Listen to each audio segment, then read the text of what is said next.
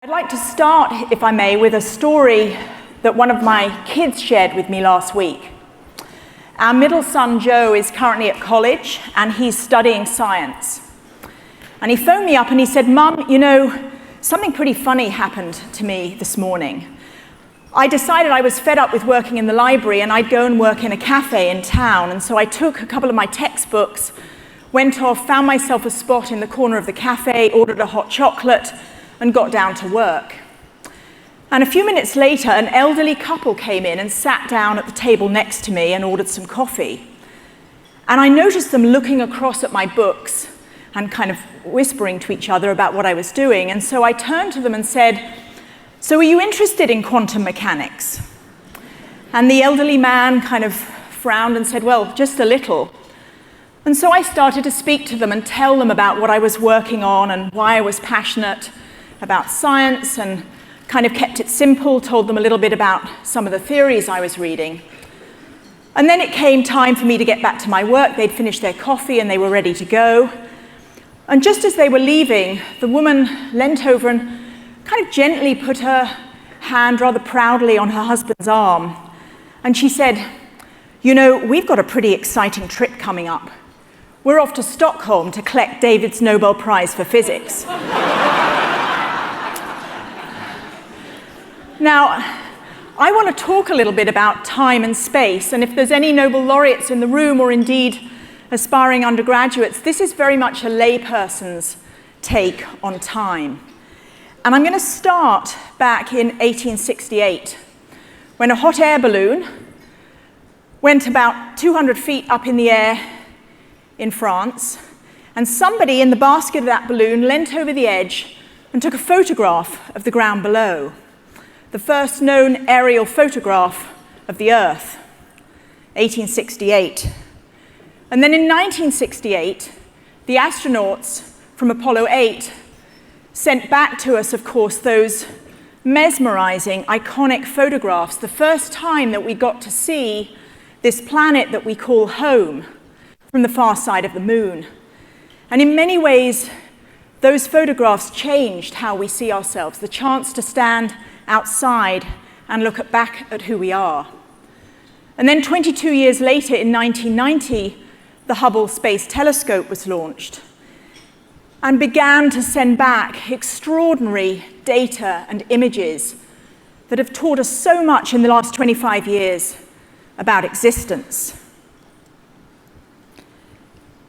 So you know all of this. You know all of this. Why am I telling you the story? Because the time from that photograph from the hot air balloon to where we are today was just 148 years. And we might ask ourselves, what else has changed in 148 years, such a short span of time in the history of humankind? Well, as it turns out, a lot has changed in that very short period. Take, for example, life expectancy. We have been on a trajectory of incredible progress. If you go back just to around 1910, 100 years or so, average life expectancy across the world was just over 30 years. 100 years later, we crossed 70 years.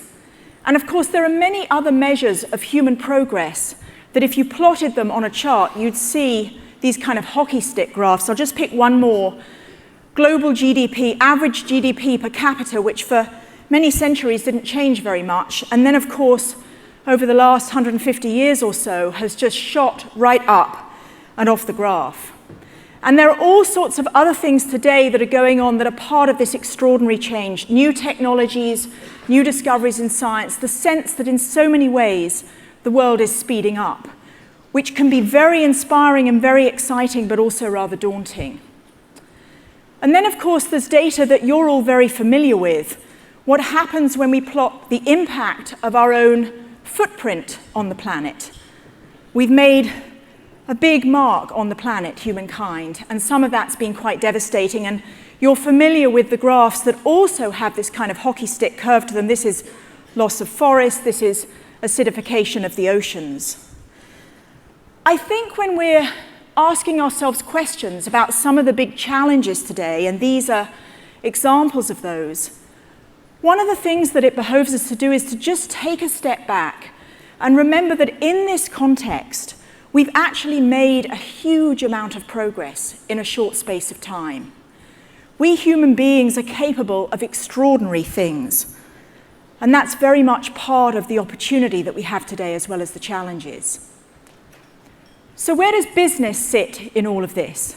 Like many of you, and as Laura kindly described, I spent my life in business. I spent the first 15 years as an entrepreneur, and then I started Leaders Quest very much with the goal of helping leaders around the world and from all sorts of walks of life to learn and to grow. And if I think today about some of the big questions that we find ourselves asking and exploring with leaders, particularly I'm going to focus on business leaders. What are some of the biggest questions we find ourselves asking? Well, two of them are these. The first one is, how do we change our economic system? How do we transform the economic system to be sustainable without crashing it in the process? We've achieved so many things through business in terms of human well-being, in terms of growth, in terms of opportunities. But as we all know, sitting in this room, in many ways we're up against the limits of that model. We're having to deal with the unpriced consequences of how we organize ourselves and some of the things that we do. And that makes for a very, very challenging situation and a very challenging time. And so we find ourselves asking this question: how do we transform the system without crashing it? How do we both build the bridge and at the same time walk across it? The second big question that we find ourselves asking is, what kind of leadership is needed, particularly in the business world? What kind of leadership is needed to respond to challenges of that size? And there are two things in particular, two areas that I believe we need to focus much, much more attention on. And that is our way of seeing and our way of being. So let's take seeing. One of the companies that I've worked with a lot over the past few years is a big global consumer goods company. They make personal care products, they make cleaning products, they make laundry products. And one of the projects that I spent time with them on over the last couple of years is how to speed up the innovation cycle to address some of the impact that their products have on the environment. And in particular, one of the projects was around reducing water consumption in washing and doing laundry. So what we did was we brought together a group of leaders from across that company, people from R&D, from science, from finance, from marketing, sales, manufacturing, brought a little group together, and we went to Kenya, one of many markets for them. And in the course of 3 days, we spent time with all kinds of people in different walks of life, doing inspiring things, including with women like these, women who, along with their daughters, it's usually the females, as you'll know, who are responsible for collecting water for their families. And like many, many millions of women across the world, these women spend several hours a day out collecting water, be they living in a village or be they living in a slum. They spend a lot of time walking to and fro, often long distances, to collect water for cleaning, for washing, for drinking, for eating. And we spent time with ladies like this, really talking to them, sitting in their homes, having a meal together, talking about what they cared about, what mattered to them, what we cared about, some of our dreams and some of our aspirations. And what happened was that by the end of that day, this project around coming up with a new product that, yes, reduces the need for water in washing, turned into a project that was about changing the lives of women like these. How much more inspiring when I'm sitting in the lab or I'm sitting at my desk in the finance team, when I know that my work is about changing lives. How much more inspiring, just a shift in a way of seeing. Or another example, being with a group of global bankers in Delhi and going late at night to visit a homeless shelter, and then standing in line with a group of homeless people as they received a bank card for the first time in their lives. A bank card that would enable them to deposit a few rupees at the end of the day from their daily labor, to reduce the risk of having their money stolen as they slept on the pavement at night. Coming into the banking system. But it turned out that that card was so much more significant than that. The card said, I exist. I am. I may not have an address, but I have a card with my name on it, with my photograph on it. And you know that card even gives me the right to vote. So suddenly these bankers discovered that they were in the business of giving dignity, of giving identity to people. Just a change in a way of seeing. And when we change how we look at the world, when we look from different perspectives, when we change how we look at one another, all sorts of incredible new solutions emerge. So what about the being part of leadership? 4 weeks ago, I was in the city of Detroit with the CEO of one of the largest companies in America and his top 230 leaders. And we were there for a 3-day retreat. We were out meeting people across the city, different kinds of people. But we were also there to talk about the company's strategy. And like most companies today, they are dealing with a lot of challenges. They've got activist investors on their back. They've got new competitors. They've got disruption from technology. They've got customers with new demands. And they've got a workforce who also want to find different ways to do things. On the afternoon of the first day, the CEO got up to make his keynote speech. And you might have expected that he would talk about strategy and execution and delivering on the ambitious goals that they had set themselves. But he didn't do that. He stood up and he made a speech about love. His entire keynote speech was about love. And at first, there were a couple of people who kind of giggled a little nervously. But I tell you, about 90 seconds into that speech, you could have heard a pin drop. And we listened to a speech that was one of the most inspiring things that anybody in the room had ever listened to. Because we know the sound of the genuine. We know when somebody is authentically putting themselves out there and talking about things that really matter. And I found myself sitting there thinking, isn't it extraordinary that we live in a world where in our workplaces, it's more shocking, it's more bold to use the L word than the F word? I mean, how did that happen? How did that happen?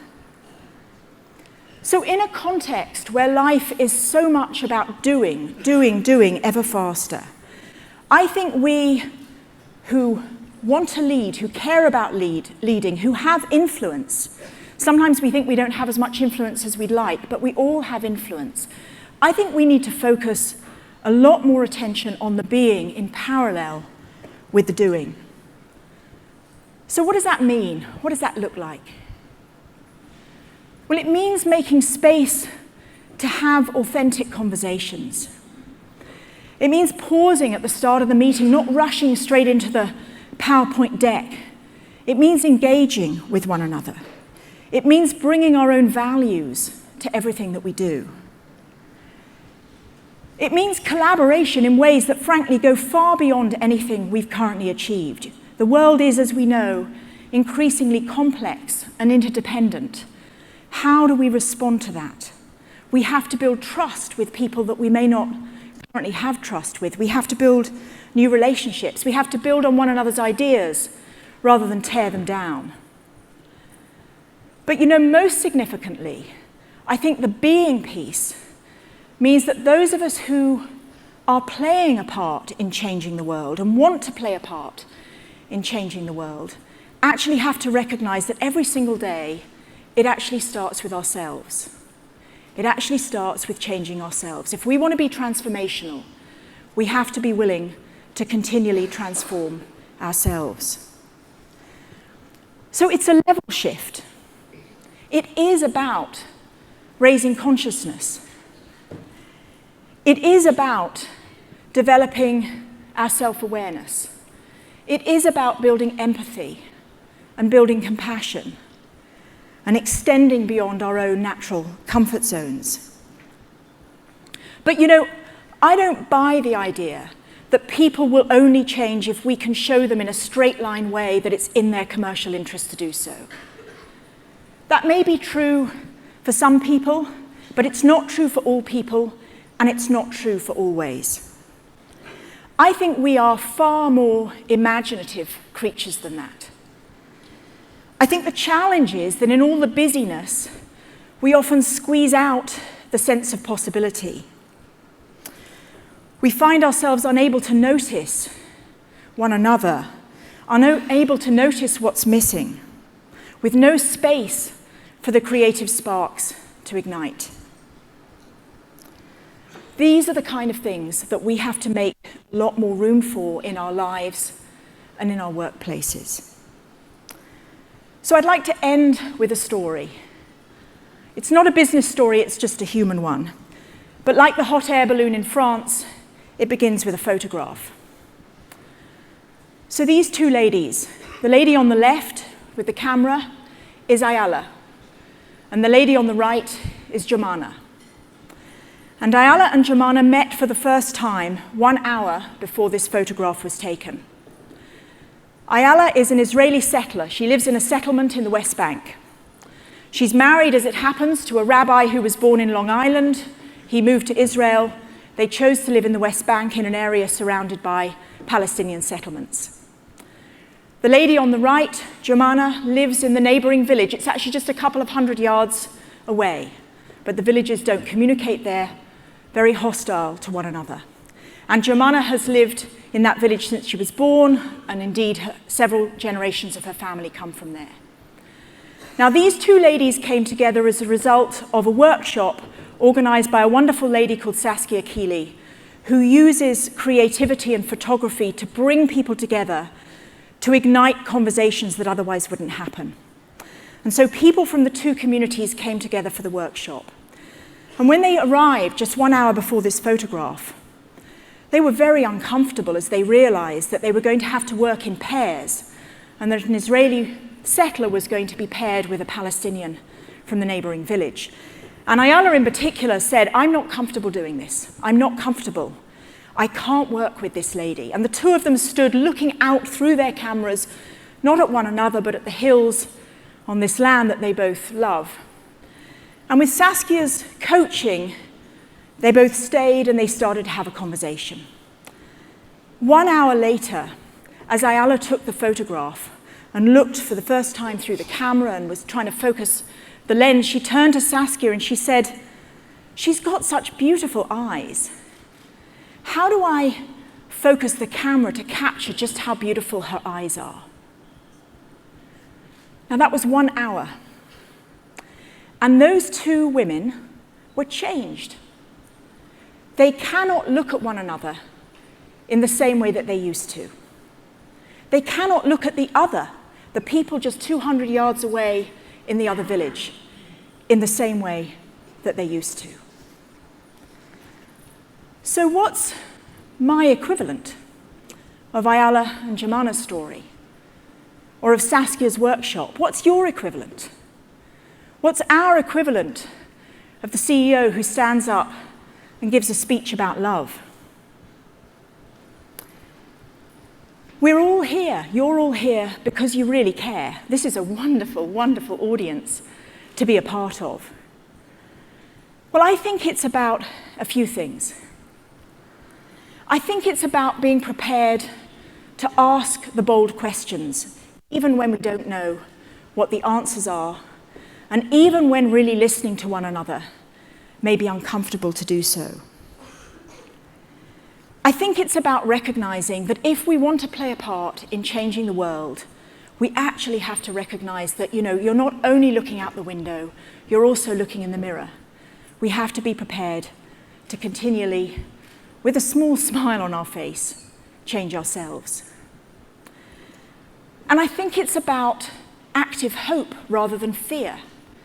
It's about painting a picture of the future in our organizations, in our teams, in our companies, in our countries, painting a picture of what's possible, and then having the passion and the courage to stand up and walk towards it.